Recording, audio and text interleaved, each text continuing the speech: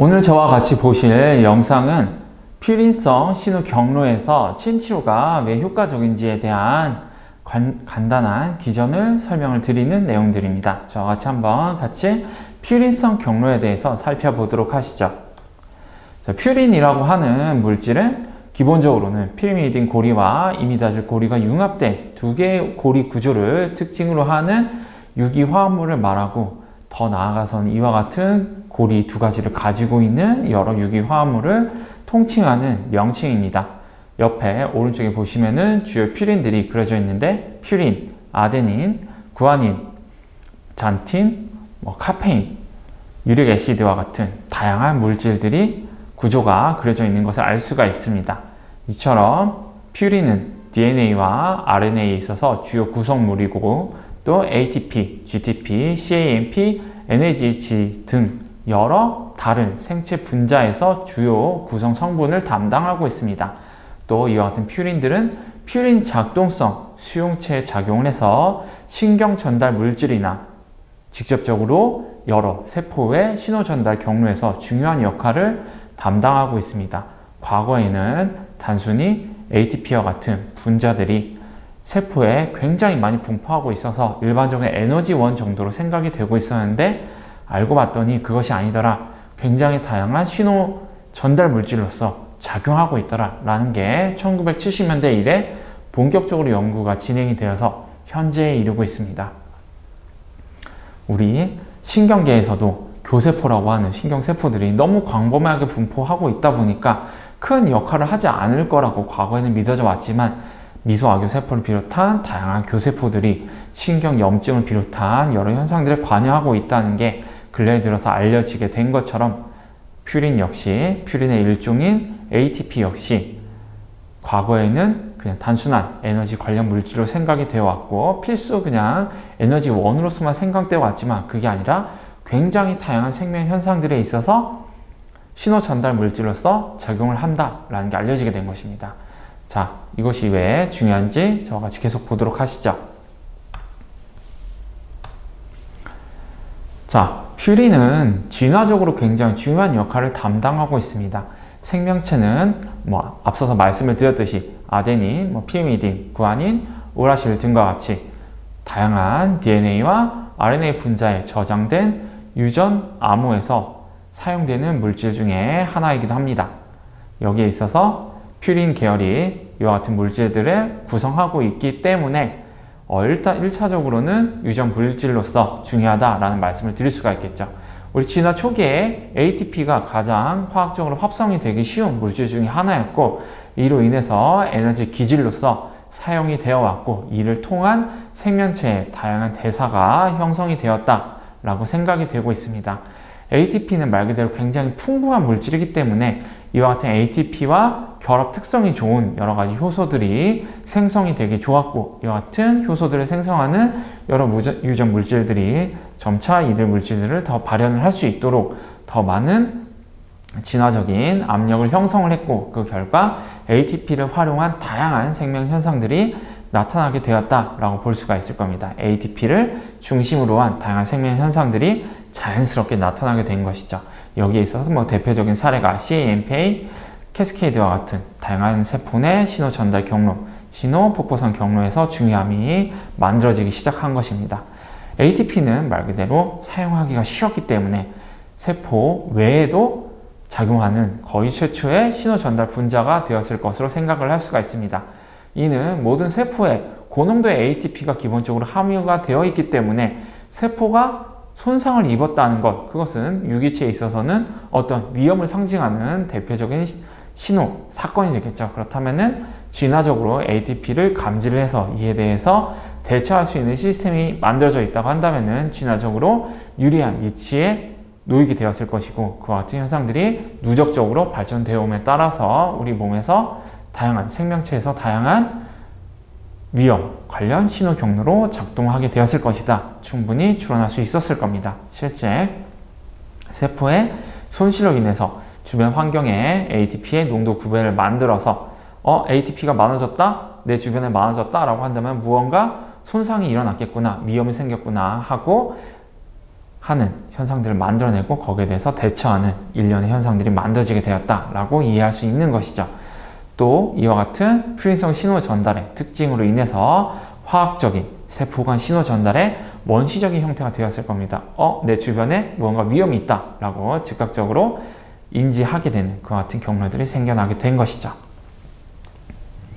자, 이와 같은 퓨린들, 아데노신이라거나 ATP라거나 하는 분자들은 기본적으로 오른쪽에서 보시는 것 같은 다양한 수용체들을 가지고 있습니다. 아데노신 같은 경우에는 아데노신 1 수용체, 아데노신 2의 수용체, 아데노신 2B 수용체를 비롯한 다양한 수용체들이 있고, 퓨린의 경우에는 퓨린 X1, X2부터 해서 일련의 수용체들, 또 퓨린 Y 수용체들도 굉장히 광범위하게 존재하고 있는 것을 확인을 할 수가 있습니다. 이들은 각각 라이간드로서 아데노신이나 ATP, ADP와 같은 분자들을 활용을 하고 있으며, 이들은 여러 면역 세포들에 있어서 발현이 되고 있음이 알려져 있어서 신경계의 작용이나 광범위한 세포들의 신호 전달 경로에서도 역할을 하고, 특히 면역계 그리고 염증 반응에서 중요한 역할을 하고 있다라고 알려져 있습니다. 제가 앞서서 퓨린 그리고 ATP가 외부로부터 위험을 감지하는데 직접적으로 관여하고 있는 분자로서 진화되어 왔다라고 말씀을 드렸는데요. 그와 같은 특성을 가지고 있는 가장 강력한 우리 몸의 시스템, 즉 면역계는 당연하게도 이 퓨린 수용체와 밀접한 관련성을 가지고 있는 게 타당할 겁니다. 물론 이 외에도 굉장히 다양한 세포들에서 퓨린 수용체들이 발현되어 있고, 이들은 굉장히 다양한 역할들을 담당을 합니다. 각각 수용체가 어떤 특성을 가지고 있는지에 따라서 생물 물리학적 특성 및 양리적 특성이 나타나고 있다는 게 알려져 있습니다. 자, 이와 같은 퓨린은 퓨린 수용체에 결합을 해서 다양한 역할을 담당하게 됩니다.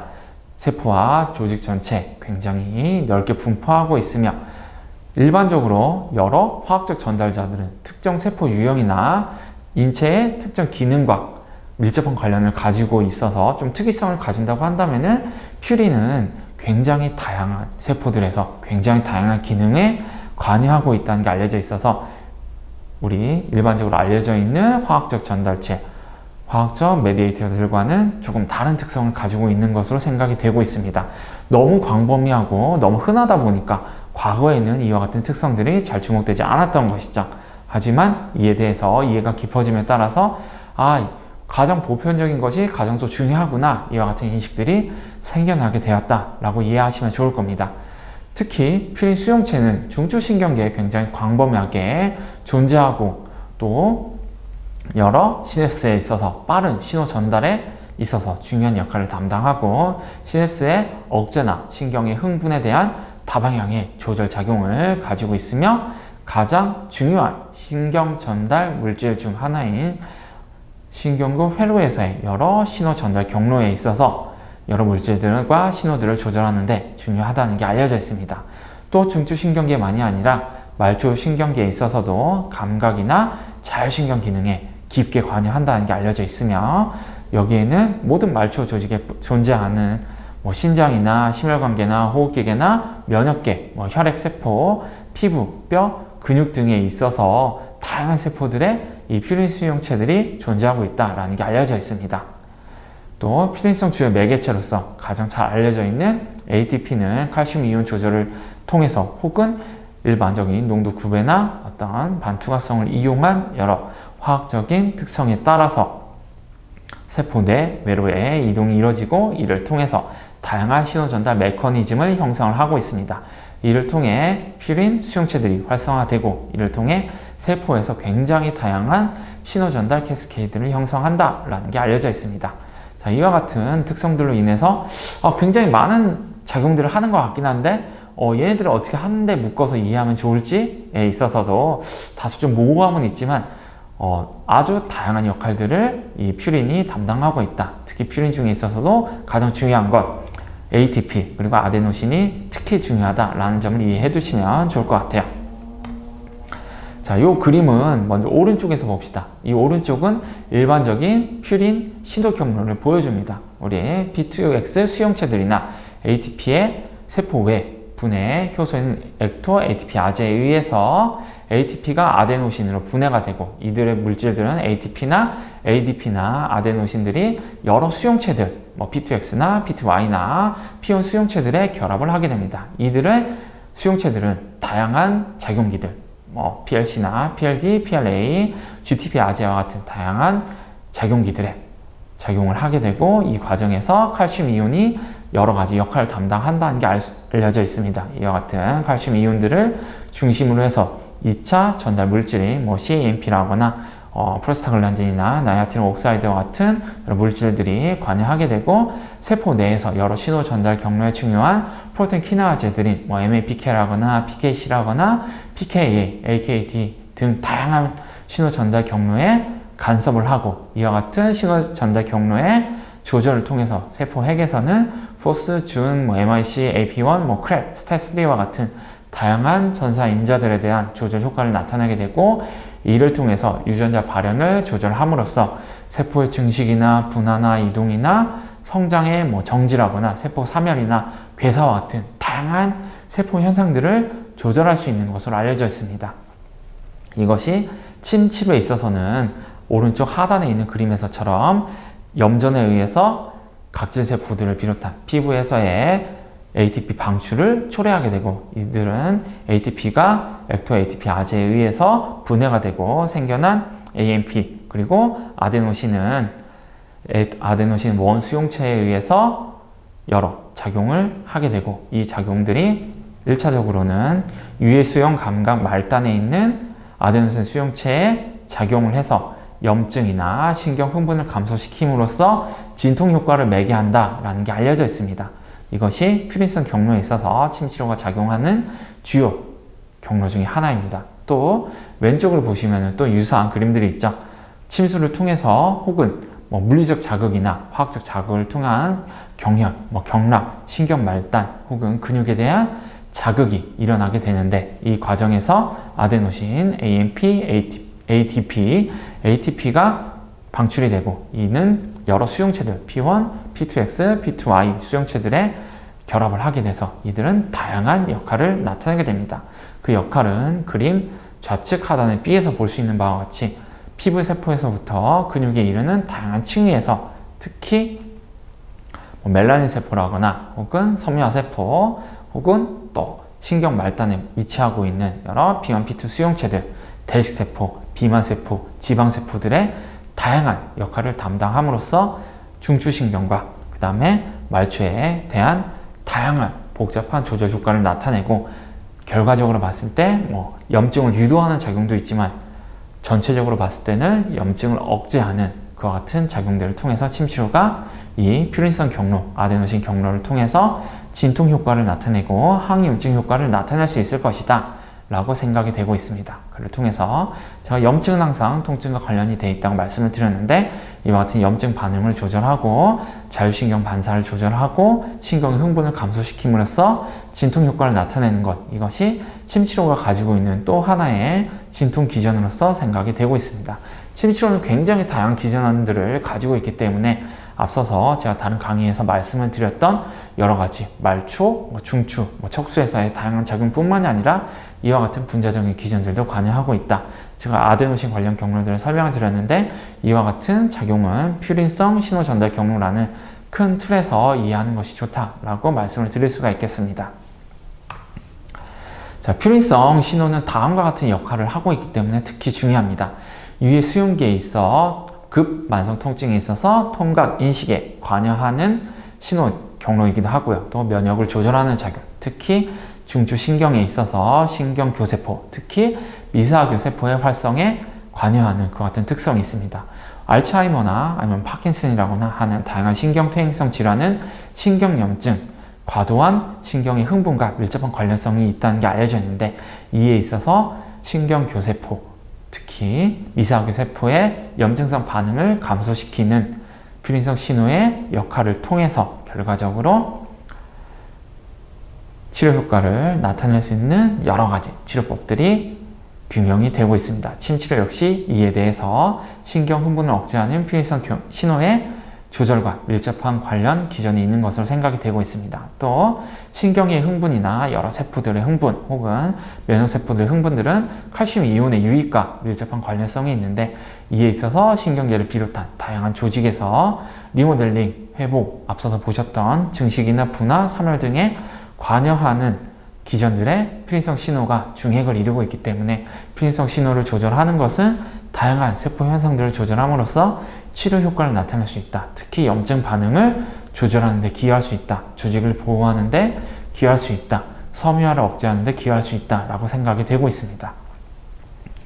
또 필인성 경로는 통증에 대한 효과가 가장 잘 알려져 있지만 그 외에도 통증 외에 제가 말씀을 드렸던 신경퇴행성 질환, 종양, 심혈관 질환, 피부 질환 등에 있어서도 다양한 잠정적인 효과를 나타낼 것으로 추정이 되는데 왜 침치료가 만병통치처럼 생각이 되고 있느냐 라고 할 때 염증이 굉장히 다양한 생명현상과 관여가 되어 있고 이와 같은 염증 반응에 있어서 필인성 신호가 특히 중요한 역할을 담당하더라. 이것은 우리가 진화적으로 생명체가 현상이 되어 오면서 가장 낮은 층위에 존재하고 있는 위험 관련 분자가 바로 퓨린, ATP였기 때문에 이로 인한 여러 가지 신호 경로들이 진화적으로 축적이 되고 생성이 되어 왔고 분화가 되어 왔기 때문에 그만큼 필인성 신호가 면역계와 염증에 있어서 대단히 중요한 역할을 담당하겠구나 라고 이해를 할 수가 있겠죠.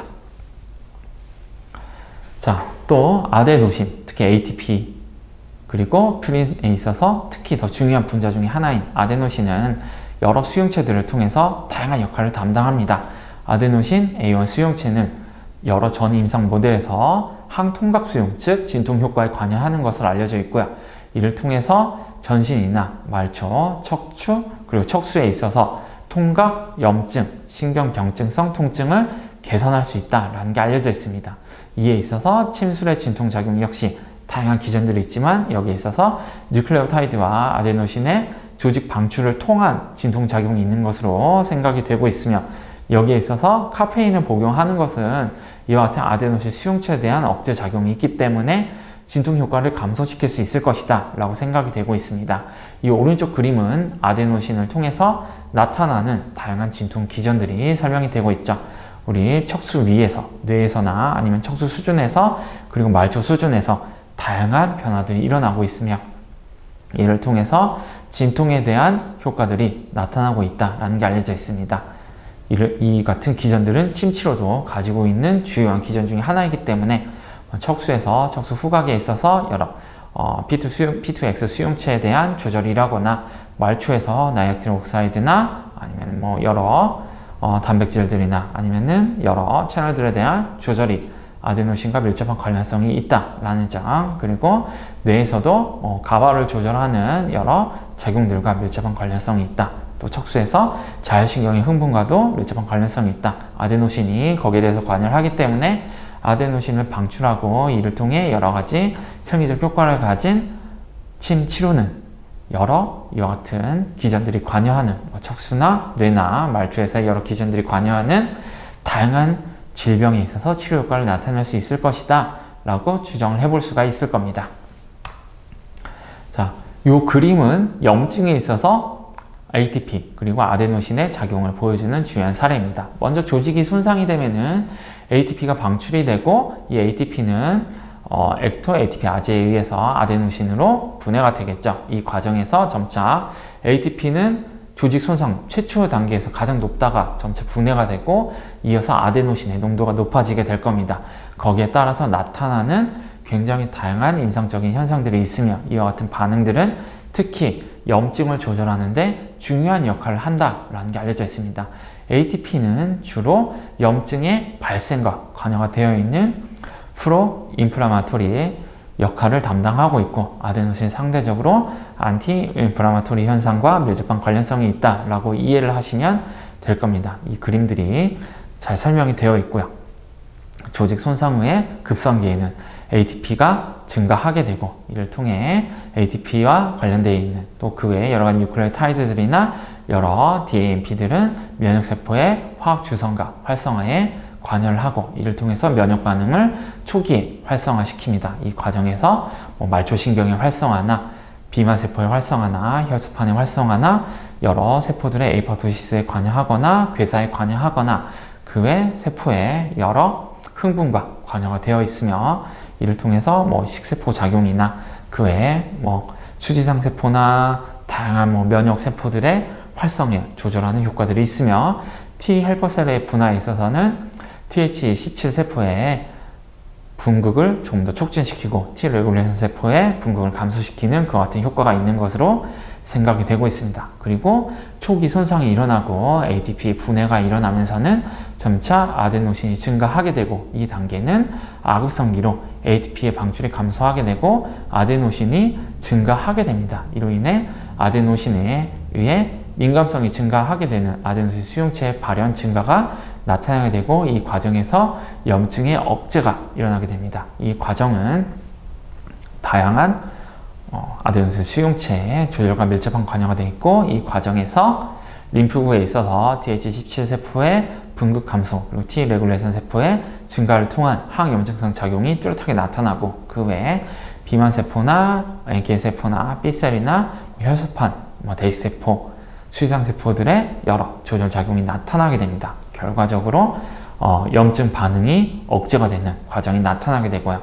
더 이어서 수일간의 만성 염증기에 들어서서는 염증을 해소하기 위한 다양한 변화들이 나타나게 되고 이 과정에서 ATP와 아데노신의 분해와 아데노신의 증가가 일정한 수준으로 조절이 되는 단계가 이뤄지면서 염증 해소가 되고 섬유화를 통해서 손상된 조직을 복구하는 그와 같은 기전들이 나타나게 됩니다. 또 VEGF의 발현을 통해서 조직의 손상을 회복시키고 혈류를 증가시키기 위한 여러 가지 기전들이 나타날 수도 있고 이와 같은 과정들이 만성적인 염증과 관여가 되어 있어서 지속적인 조직의 리모델링 그리고 조직의 섬유화와 밀접한 관련성을 가진 병리적 현상으로서도 나타날 수가 있습니다.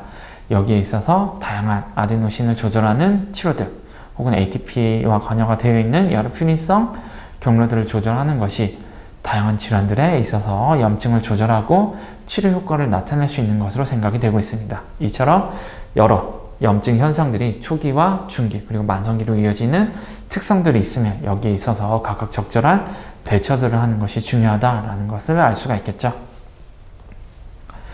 자, 아데노신이 왜 항염증성 작용을 하는지를 보여주고 있는 여러 그림들입니다. 아데노신은 비만세포나 대식세포들에서 다양한 작용을 하고 있는 게 알려져 있죠. 세포들의 수용체들에 대해서 비만세포에서는 인터루킨 1 베타나 인터루킨 4, 인터루킨 A, 히스타민의 방출을 초래할 수도 있지만 대식세포들에 있어서는 TNF-알파라거나 인터루킨 6 혹은 인터루킨 12 혹은 내인성 나약틸 옥사이드 합성 효소의 발현을 감소시키는 등의 작용을 통해서 염증 반응을 감소시킬 수 있는 것으로 생각이 되고 있습니다. 이 아래쪽에 오른쪽 대식세포의 M1에서 M2의 분극을 보시면은 ATP, ADP, AMP, 아데노신으로의 분해가 쭉 그려져 있으며 이 과정을 통해서 상대적으로 염증성의 M1 대식세포가 항염증성의 M2 대식세포로 분극되어 가는 게 그림이 그려져 있는 걸 확인을 할 수가 있습니다. 이 과정을 통해서 우리 몸은 굉장히 복잡한 면역 과정 속에서도 초기에 M1형 대식세포에 의한 염증 반응이 M2형 대식세포를 통한 염증의 해소, 섬유화로 이행되어 가는 현상들이 나타나고 있다는 걸 확인을 할 수가 있죠. 이와 같은 기전들의 대표적인 현상으로는 우리 왼쪽에 A 그림에서 볼 수가 있듯이 다양한 세포의 톨라이크 수용체라거나 하는 수용체에 의한 NF-kappaB의 활성화에 있어서 여러 퓨린성 수용체들 그리고 아데노신 수용체들이 다양한 칼슘 채널이라거나 혹은 세포 내에 PK와 같은 여러 가지 메신저들 그리고 신호 경로들에 대한 조절을 통해서 결과적으로 염증 반응에 대한 억제 효과를 나타낼 수가 있고 이를 통해서 대식세포가 상대적으로 M2형 분극 작용을 나타내도록 항염증성 사이토카인이 인터루킨 10을 형성할 수 있도록 하는 그림들이 관련 기전들이 기재되어 있습니다. 이를 통해서 우리가 오른쪽에서 볼 수 있는 대식세포의 분극이 나타나게 되고 여기에서 중요한 역할을 하는 게 아데노신이라는 물질이고 결과적으로 아데노신이 이를 통해서 항염증성 작용, 항염증성 물질로서 기능한다라는 것을 알 수가 있습니다. 자, 지금까지 앞서서 간단한 설명을 통해서 염증을 비롯한 굉장히 다양한 세포 현상들에 있어서 퓨린 신호 경로가 중요하다라는 게 알려져 있습니다. 이것들이 질병에서 어떤 중요성이 있는지 몇 가지 사례들을 들어서 설명을 드리자면, 여러 신경퇴행성 질환은 염증과 손상이 중요한 병태 생리의 중심에 놓여 있다라고 볼 수가 있는데요. 여기에 있어서 항염작용을 나타내는 아데노신의 작용, 그리고 퓨린 경로, 특히 퓨린 2X7 수용체 차단이 주요한 치료 표적이 되고 있다라는 게 밝혀져 있습니다. 이 퓨린 수용체, P2X7 수용체는 다양한 질환에 있어서 특히 염증 반응에 중요하다는 게 알려져 있기 때문에 이를 차단하는 것이 다양한 질병의 치료에서 중요하다라는 인식이 생기고 있습니다. 또 중독장애에 있어서는 뇌의 선조체에 있어서 아데노신2 수용체가 여러 습관 관련 신경 흥분에 대한 조절작용이 있는 것으로 알려져 있기 때문에 이를 조절하는 것이 중독장애를 개선할 수 있는 작용의 일환으로 생각이 되고 있습니다. 또 편두통에 있어서 ATP의 방출이 초기 혈관 반응에 기여를 하고 이어서 통각 수용에 관여하는 여러 뇌영역의 활성화와도 밀접한 관련성이 있다는 게 알려져 있는데, 또 ATP의 방출은 교감신경 흥분, 염증의 증가와도 밀접한 관련성이 있는 게 알려져 있습니다. 여기에 있어서 여러 가지 퓨린 수용체 X2, X3, X7 수용체들을 차단을 하면 이를 통해서 편두통이 개선이 될 수 있다라는 게 알려져 있습니다. 또 신경병증성 통증에서 척수 후각에서 X2, X3 수용체가 활성화가 되면은 교감신경 흥분이 과도해지고, 여기에 있어서 이들을 억제하는 것, X2, X3를 억제하는 것은 만성 통증의 억제와 밀접한 관련성이 있는 것으로 알려지고 있습니다. 즉, 퓨린 수용체, 즉 ATP에 의해서 반응하는 이와 같은 수용체들을 차단하는 것이 통증 억제와 밀접한 관련성이 있다는 것이죠. 특히 염증에서 X7 수용체를 비롯해서 이와 같은 경로들을 조절하는 것이 중요하다는 게 다양한 질환들을 통해서 설명이 되고 있는데, 침치료가 여기에 있어서 X2나 X3나 X7에 대한 억제 효과를 나타내고 있다라는 여러 보고들이 존재합니다. 즉, 한의학적 치료에서 특히 중요한 통증에 있어서 혹은 신경퇴행성 질환에 있어서 중요한 역할을 담당하는 한의학적 치료인 침치료가 퓨린 수용체를 통해서 치료 효과를 나타낼 수 있다라는 보고들이 있는 것이죠. 이와 같은 기전들은 말 그대로 교감신경의 활성화, 그리고 그로 인한 ATP의 방출, 이로 인한 여러 가지 현상들로 이어지게 되는데, 제가 비만 관련 강의에서 말씀을 드렸듯이 이는 교감신경 흥분이 갈색지방세포의 시그널링을 활성화해서 결과적으로 언커플링을 초래를 해서 에너지 소모를 증가시키는 작용도 존재한다라는 점을 보여줬습니다. 하지만 더 근본적으로 중요한 것은 교감신경의 활성화를 초래할 수 있는 어떤 현상들, 그리고 거기에 있어서 ATP의 방출이 다양한 임상적인 현상과 관여가 되어 있다라는 점인데, 침치료가 잘 듣는 과민성 대장증후군에 있어서 특히 설사 우색 과민성 대장증후군, 이게 굉장히 재밌는 점인데, 침치료나 한약치료는 변비 우색 과민성 대장증후군에 있어서는 효과가 좀 떨어지고 설사 우세형에서는 조금 더 효과가 좋은 것으로 알려져 있습니다. 이와 관련성은 조금 더 연구가 많이 되어야 되겠지만, 설사 우색 과민성 IBS에서는 P2Y1, 그다음 P2Y2 수용체 발현이 증가되어 있다는 게 알려져 있는데, 침치료가 여기에 대해서 작용하는지 여부를 확인하는 것, 그리고 이들이 침치료에 IBS에서의 치료 효과와 관련이 있는 것인지를 확인하는 것은 또 굉장히 재밌는 연구 주제가 될 것 같아요. 그리고 장에서의 염증 반응은 당연하게도 교감신경과 깊은 관련성이 있고 P2X7 수용체와도 밀접한 관련성이 있기 때문에 이를 억제하는 것은 장에서의 염증을 조절해서 장 염증 질환을 개선하는 데도 효과적일 수가 있다라고 생각을 해볼 수가 있을 겁니다. 또 침치료가 효과적인 여러 피부 질환에 있어서도 피부의 각질 세포는 말 그대로 침이 직접적으로 작용하는 표적 중에 하나죠. 피부의 각질 세포는 염증 매개체를 형성을 해서 다양한 질환에 있어서, 특히 다양한 피부 질환에 있어서 염증 반응을 촉발시키는 데 중요한 역할을 담당합니다. 여기에 있어서 피부의 손상을 비롯한 여러 요인들이 ATP의 방출을 포함한 여러 가지 염증 반응을 유발하게 되는데요.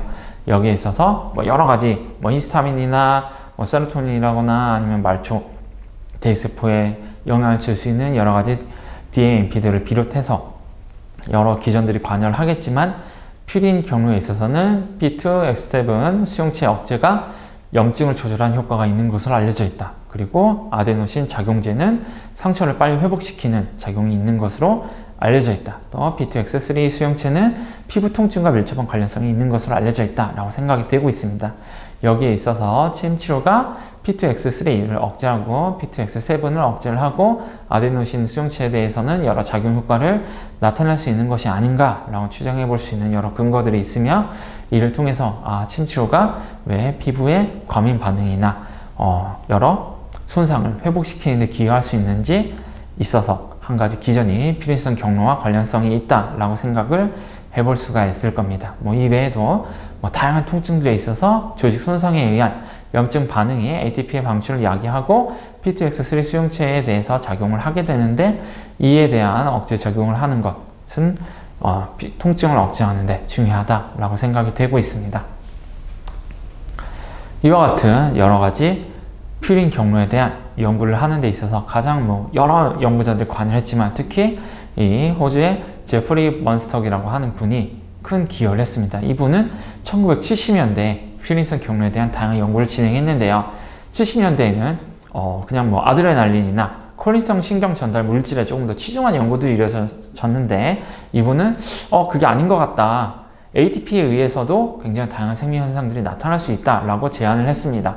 물론 초기에는 그렇게 널리 퍼져 있는 굉장히 흔한 물질이 무슨 특별한 신호작용을 할 것이냐라고 하는 학계의 회의적인 반응이 있었지만, 지속적으로 관련 연구들이 쌓이게 되면서 학계가 설득을 당해서 ATP와 같은 퓨린이 여러 신호 전달 경로에 있어서 굉장히 중요한 역할을 담당하는구나 라는 것을 알게 되었습니다. 이와 같은 연구에 있어서 제프리 먼스터기라는 분이 큰 공헌을 했고요. 이분은 올해 돌아가신 걸로 알고 있어요. 이분은 2009년에 굉장히 또 재미있는 가설을 발표합니다. 침치료가 왜 효과적인지에 있어서 나름의 가설을 제시한 것인데요.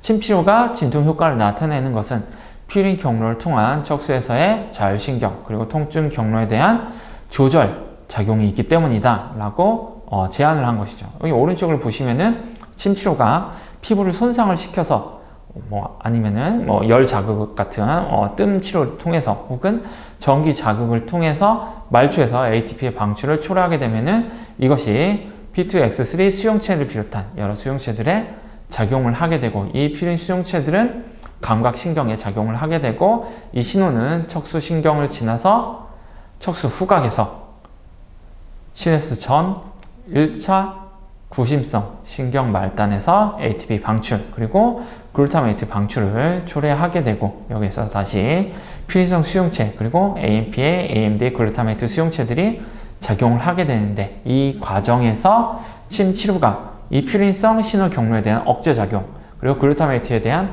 억제 작용을 통해서 결과적으로 통각을 감소시킬 것이다 라는 가설을 제시한 것입니다. 그래서 이와 같은 연구들이 많이 진행이 되어서 몇몇 실험적인 증거들이 침 치료가 척수 후각에서 그리고 말초에서 퓨린성 신호 전달 경로에 대한 억제 작용을 통해서 진통 효과를 나타낼 것이고, 아데노신 경로를 통해서는 아데노신 경로에 대한 활성을 통해서도 진통 효과를 나타낼 것이다 라고 이해가 되고 있습니다. 자, 어쨌든 이와 같은 기전들을 쭉 살펴보고 연구들도 살펴보고 관련 연구자들도 살펴봤습니다. 자, 이렇게 퓨린이 굉장히 중요한 작용을 하고, 퓨린이 특히 염증과 밀접한 관련성이 있는 작용을 하고, 여기에 있어서 ATP와 아데노신의 상반된 작용을 알 수가 있었고, 각각 수용체들의 서로 염증과 교감신경의 흥분과 그 다음에 진통작용과 항염작용과 밀접한 관련성이 있다는 것을 다 확인을 해봤습니다. 여기에 있어서 천궁이라거나 갈근, 대왕과 같은 한약이 그리고 한약에 포함된 여러 가지 성분들이 퓨린 수용체들에 대한 억제를 통해서 항염작용, 진통 효과를 나타낼 수 있다는 것이 알려져 있고요. 침 치료는 자율신경 반사를 직접적으로 조절하거나 퓨린성 경로를 조절을 해서 ATP의 방출을 감소를 시키거나 퓨린성 수용체 활성을 조절함으로써 그리고 아데노신 수용체에 작용함으로써 항염증 그리고 진통 효과를 나타낼 수 있다라고 생각이 되고 있습니다. 이와 같은 지금까지 살펴본 퓨린 경로의 광범위한 조절 작용은 침치료, 한약치료가 다양한 임상적 상황에서 왜 치료 효과를 나타낼 수 있는지 그 이유의 일부를 설명해 줄 수 있는 주요 기전 중에 하나다 라고 말씀을 드릴 수가 있겠죠.